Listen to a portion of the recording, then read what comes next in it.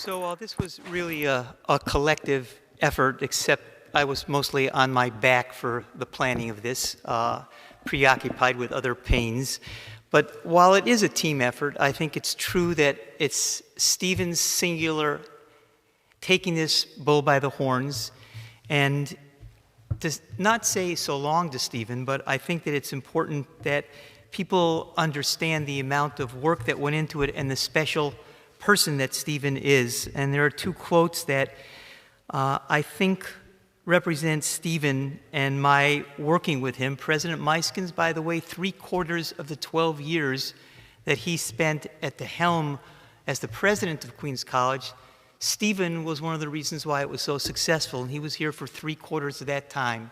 He was an undergraduate student. He was the valedictorian. Anyone that saw him in the pouring rain of his graduation when he gave the keynote address as the valedictorian, and he was not going to be driven away by rain or wind. And Stephen has this unbelievable tenacity, and Konrad Adenauer is my first reference for Stephen. We all live under the same sky, but we don't have the same horizon. Stephen has an ambition in the best sense of the word that is absolutely overwhelming, contagious, but very few people can keep up with the pace of his working. And I don't believe that multitasking is impossible, even though all the evidence suggests that. Stephen seems to defy that and does the attention to detail in this and everything he's done. The other one is an unclaimed, an orphaned quote. Success is often the result of taking a misstep in the right direction. Stephen takes risks.